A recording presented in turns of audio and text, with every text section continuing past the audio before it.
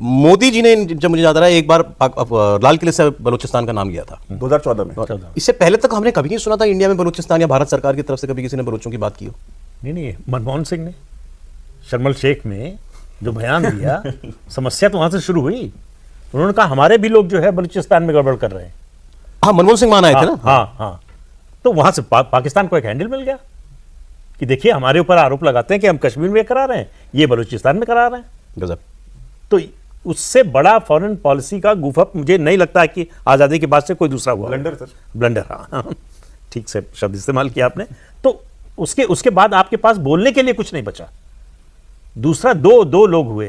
एक जो है गुजराल साहब जब हमारे प्राइम मिनिस्टर बने तो उन्होंने रॉ के जितने एजेंट्स थे, जितने हमारे एसेट्स थे, उन सब का पता पाकिस्तानियों को दे दिया, सब के सब मारे गए। प्रिंट करके पेपर पे लिस्ट शेयर की।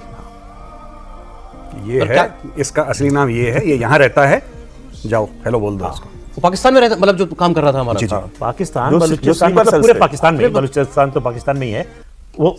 उसके अलावा हामिद अंसारी, जो वीपी थे हमारे, हाँ, जब एम्बेसडर थे ईरान के, तो ईरान में जितने एसेट्स थे उनकी सूचना दे दी ईरान को, सब के सब। किस लिए? अब आप अंदाजा लगा लीजिए किस लिए।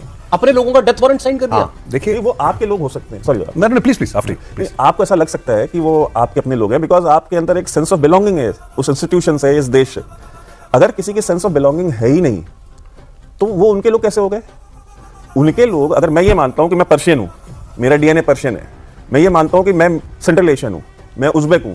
आप यहाँ दिल्ली में भी तो एक इमाम है ना जो अपने सरनेम बुखारी लगाते हैं, ठीक है? बुखारा तो वहाँ है, उज़्बेकिस्तान में, ठीक है? तो उनकी सेंस ऑफ बिलोंगिंग यहाँ से कैसे होगी? अरे तो भारत का प्रधानमंत्री कैसे कर सकता है ये काम? भारत के प्रधानमंत्री ने किया आए कहाँ से थे वो? और बहुत कुछ और भी करा है। ज़ियाउल हक से बात करते करते न्यूक्लियर टेस्ट्स के बारे में बात हुई है। वो तो मुरारजी था। ऐसी बात नहीं कि नहीं हुआ है, बहुत कुछ डैमेज हुआ। और आज तक काउटा का नाम उन्होंने न लिया होता जी तो आज पाकिस्तान न्यूक्लियर स्टेट ना होता। देखिए साहब, जब हम बात करते हैं ना, ह्यूमेंट की कहते हैं इसको, humint in army language we call it human, यानी कि human intelligence, electronic intelligence, signal intelligence. Humint जो होता है वो सबसे, जिसको कहते हैं, मुश्किल होता है।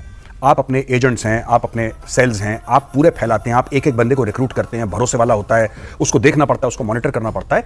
भारत अभी तक रिकवर नहीं कर पाया। ये पाकिस्तान की आईएसआई की खासियत नहीं थी, हम लोगों ने अपने बंदों के साथ गद्दारी करी है और मरे हैं लोग 100 से ज्यादा, काट दिए गए पाकिस्तान के अंदर। और क्या सच्चाई होना था? जी बिल्कुल। भाई साहब, आपको कितनी मुश्किल से आर्यन कौर ने ये पूरा जो है तंत्र खड़ा किया था। और आपको पता है कि जो आपकी जो RNW की जो पुरानी बिल्डिंग हुआ करती थी, उसके 10 में से 3 फ्लोर में एयर कंडीशन नहीं था, क्योंकि मुरारजी ने प्रधानमंत्री बनने के बाद उनकी फंडिंग बंद कर दी। उन्होंने कहा कि ये इनको पैसा देते हैं और ये इंदिरा गांधी जो है ये इनको हमारे खिलाफ यूज करती है। तो वो अपने आप को एज ए एनिमी देखते थे कि ये जो एजेंसीज है ना, ये भारत की सुरक्षा के लिए नहीं है, ये हमारी दुश्मन है पाकिस्तान। उन्होंने तो एक तरह से ऑर्डर कर दिया था, खत्म कर दो, बंद कर दो RNW को। इस तरह के प्रधानमंत्री इस देश में हुए हैं और जिनको समाजवाद का और इस देश की, मतलब क्या कहते हैं, प्राइड का प्रदीप जी ज्यादा अच्छा बताएंगे कि हम लोग उनको पता नहीं क्या क्या बनाते रहते हैं। हम तो, मुझे तो कोई आश्चर्य नहीं हुआ। अच्छा, ये बात ऐसे गई पब्लिक को इन्फॉर्मेशन। नहीं, आप ये समझिए कि भारत के पहले प्रधानमंत्री, ब्रिटिश कमांडर था फौज का भारत का, प्रपोजल लेके गया, ड्राफ्ट पॉलिसी जो है भारत की डिफेंस पॉलिसी क्या होनी चाहिए। तो रिएक्शन क्या था नेहरू जी का कि रबिश, टोटल रबिश, हमको डिफेंस पॉलिसी की जरूरत ही नहीं, हमको सेना की जरूरत नहीं है। उन्होंने कहा आप हमारी तरफ से सेना खत्म कर दीजिए।